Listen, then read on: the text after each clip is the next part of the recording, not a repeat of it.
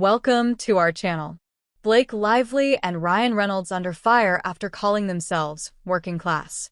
Blake Lively and Ryan Reynolds can barely move this year without ruffling feathers.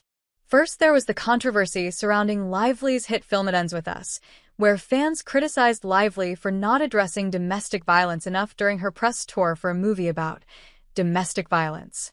Then there was the general oversaturation of Reynolds that came in response to him being literally everywhere during the promo for Deadpool and Wolverine.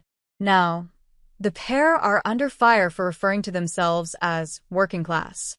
In a recent interview with The Hollywood Reporter, Ryan Reynolds discussed he and Lively's efforts to provide a grounded upbringing for their 4 children.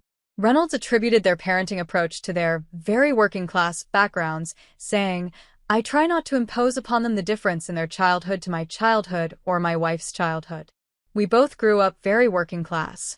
This claim about Lively's upbringing has sparked debate, as many perceive this to not be the case.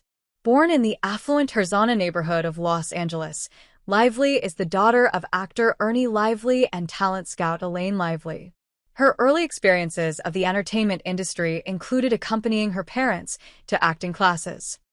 "My mom and dad always taught acting, so instead of getting me babysitters, they would just bring me to class," she told W Magazine in 2008. Lively's film debut was also directed by her father. Meanwhile, Ryan Reynolds, who hails from Vancouver in Canada, has a history of describing his upbringing as modest. His father, Jim Reynolds, worked as a Royal Canadian Mounted Policeman before retiring from the force and going to work as a foods wholesaler, while his mother worked in retail. People are taking less umbrage with his personal reference to be working class as a result.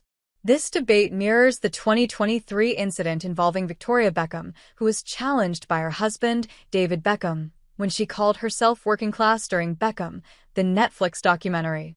David interjected, prompting Victoria to acknowledge that she was driven to school in her father's Rolls-Royce. The moment became heavily memed, but also sparked a conversation around the changing nature of class. This is not the first time Reynolds and Lively have taken flack for seeming out of touch.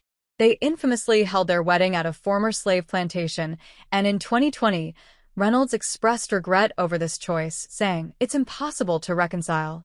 What we saw at the time was a wedding venue on Pinterest.